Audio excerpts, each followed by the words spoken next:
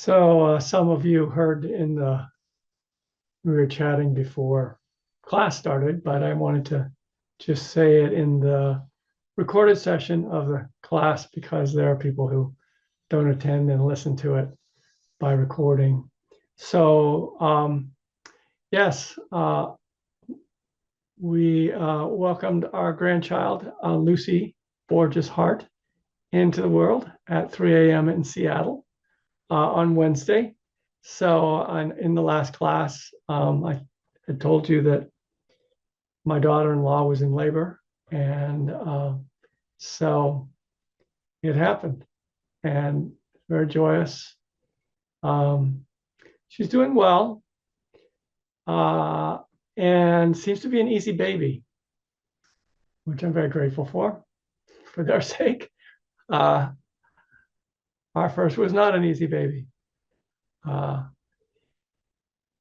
However, her mother is not doing very well, and that's a cause of concern. She went back into the hospital Sunday night, and they discovered she had postpartum preeclampsia. I'm saying that right, which is a very serious condition if it's not treated. Fortunately, she's been treated. She's being treated, and she's better. She came home today and has slept better, and they're both doing better. So I don't know what kind of ongoing care it will require, but the the thing is passed. So that's just a kind of an update. Um, and it's just allowed me in terms of my own kind of practice to kind of walk through this experience and just to see what it's like to be grandpa and have these things going on 3,000 miles away and of concern. I was very concerned on Sunday, and and it's difficult for me to see the stress on Sam's face, my son's, and I've certainly spent my life, my career at least, being with anxious people and people in various states of distress. It's very different when it's your own child, of course. And there's just a level of closeness and even a level of identification that just makes it much more difficult. Um, and part of the part of the payoff of doing these classes, of teaching these classes, is I have to do the practice too. I, whatever the theme is that I'm teaching, kind of resonates with me through the week. And so, I thought of our theme, softening. What is just to soften to that suffering, really, that is in me as I'm kind of with their distress and and having my own. There's just an ability to kind of witness it and not turn from it. And it's a kind of an interesting balance to walk. On the one hand, you can see the mind kind of spinning out into negative scenarios. But with mindfulness, you can just see that that's what it's doing. It's spinning out. It's not actually the truth. So there's a degree in which you don't have to get involved with that. And yet, you can also witness that in those thoughts, there's this more fundamental underlying vulnerability. And soften to that, soften to the vulnerability. I appreciate the Dharma for how explicitly it talks about loss, how much it normalizes it, loss and suffering. because it's so easy for us as egos to think we've done something wrong. If we're suffering, we're somehow supposed to be able to be such good spiritual practitioners that nothing ever makes us suffer. That's kind of a silly idea, I think.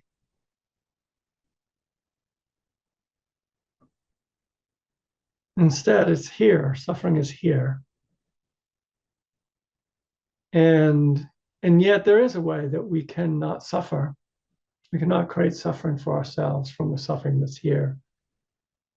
We could not shoot the second arrow, as some of you may know, this really wonderful kind of parable the Buddha told about the hunter who accidentally shot his foot and then took out another arrow from his quiver and shot it deliberately again. And he said, our minds are like that.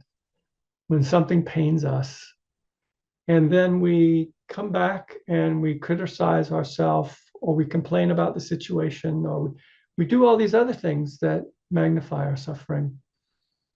So very much the practice is about just being present and being with something that hurts.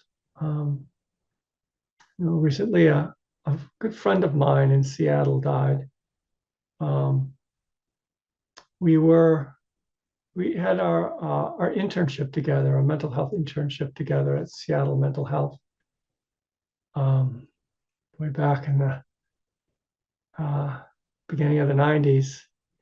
And he and I became, new fathers, very close together. So we had this sort of commonality. And so in the time that I lived in Seattle, we were close and did things. And, I've stayed in touch to some degree, but I had gotten out of touch in the last 3 or 4 years. I didn't quite know why.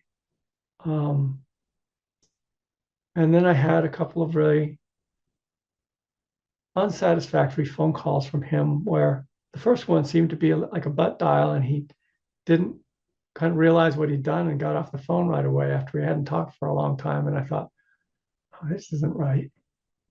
And then he called back later at another date and was deliberately wanted to talk to me, and then got off the phone in about a minute. And it was a very odd conversation. And I suspected that there was cognitive decline. And I didn't have his wife's contact to check it out. But shortly after that, he died. Really, it was by choking. So I'm not sure it was related to the cognitive decline or not. But I learned of that, and it's very sad. Sad to imagine his life at the end. I regret that I wasn't in touch more, but talking with his brother via email, he kind of explained what was going on in more detail. And so, this is life. This is life. Things happen that are unwanted. People die. People get sick. And I appreciate the Dharma for talking so directly about it. We actually practice that everything that we hold dear will be taken from us as a simple fact of life. It will be taken from us at our death, if not before. So that's a very hard truth to live with.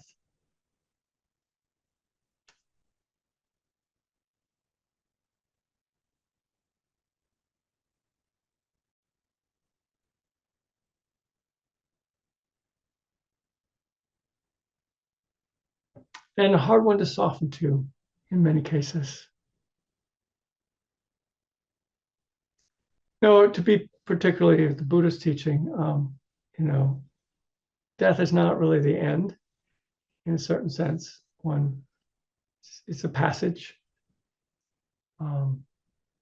There's this odd teaching that there isn't really a self to begin with, so it's not really a self that's reborn, but the momentum of a human being continues after death and is reborn. That's some comfort. It's not a comfort when you miss someone's voice. miss their presence in their life and what they added. I find too that there's some comfort in their presence in your heart. That the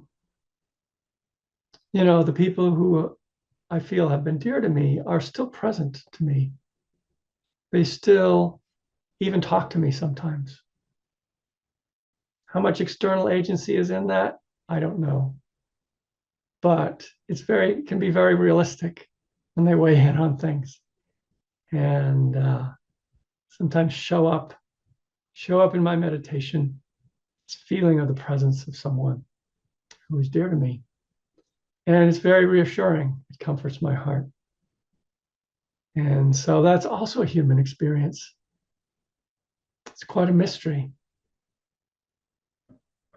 And I think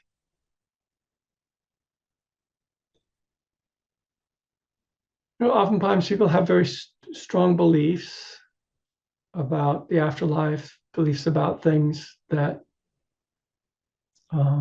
exist there. I'm open, and I even have experiences to show for it. And yet I don't really want to wear a belief around my neck like garlic to ward off mystery. I really want the mystery to be there.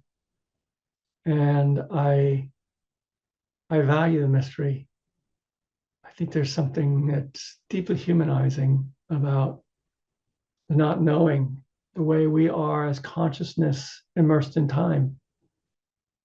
There's something so poignant about it. There's so poignant about the way that, I think I spoke about this last week, the way that events happen and then they're gone. They're in the past. The past is gone. Lucy's birth is over. Effects continue on. The causes and conditions continue on, but that moment of birth is over. And so life is very much that. It's very much a matter of old moments, saying goodbye to old moments and saying welcome to new ones. And that's part of what it is to be consciousness in time, immersed in time. And there's the factor of impermanence. I appreciate that Buddhism talks about this. And it helps to soften to it, to just hear the word, things are impermanent.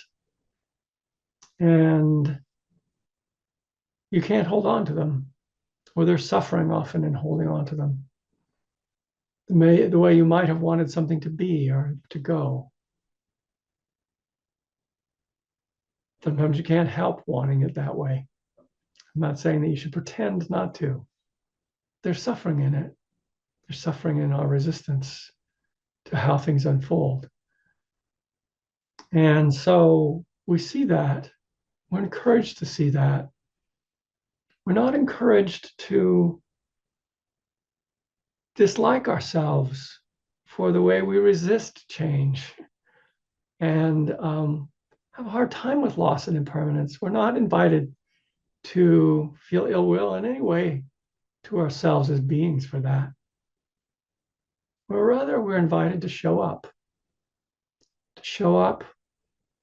and to soften our resistance to what is. That's the simplest way I can explain the practice. And of course, you have to be aware, you have to be mindful of what's going on to do that, mindful of what is, what's present in the moment. But once you're mindful, there's also this quality of softening to it, of actually being open to just the way things are. And there's a peace with that, a peace which is often called, the end of suffering, when one really ceases to resist the ongoing kind of change of things and the relative lack of power that one might have over how events unfold.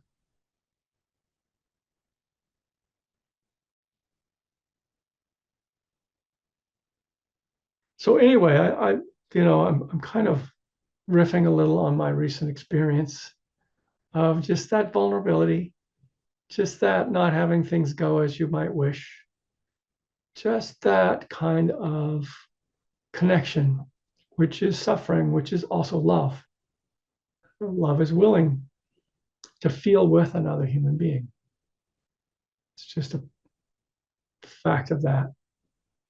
It's also known as compassion. I think sometimes with a son, with a daughter-in-law, with a grandchild, it's not pure compassion. There's a lot of identification with it. There's a lot of clinging. There's a lot of, resistance, but nonetheless, it's there. So important.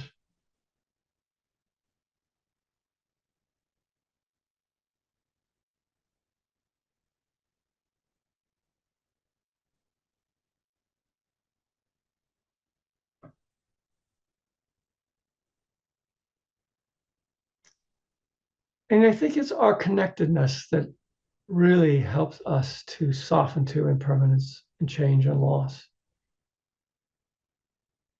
Our connectedness with people, with the world, allows us to soften.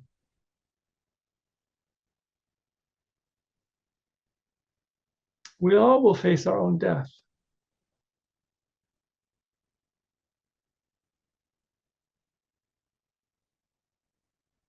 We will all step off the stage and leave others to be on it.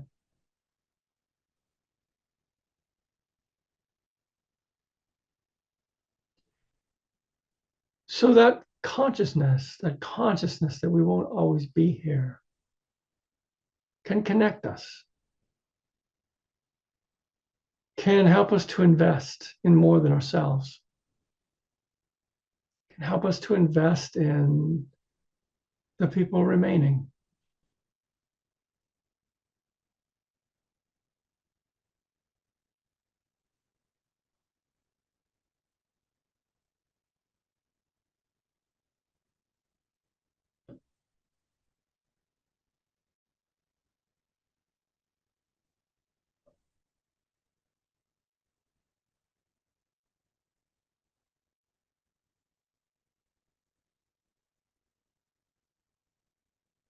It seems that the best investment in life is love. It beats all financial investments.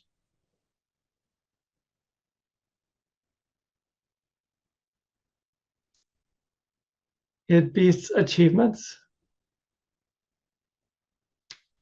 possessions,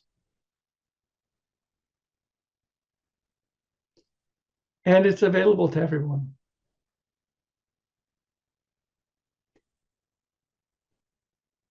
It's actually our nature.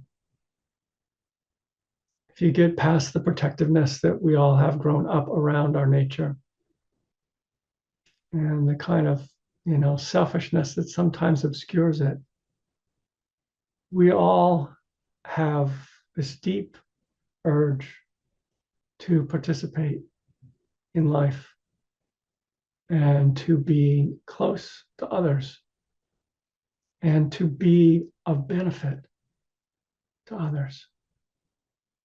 It's our nature.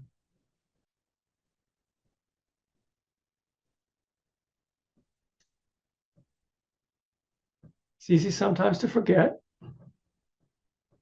It's easy, especially when we're caught up in stress and distress. But it's something to keep coming back to.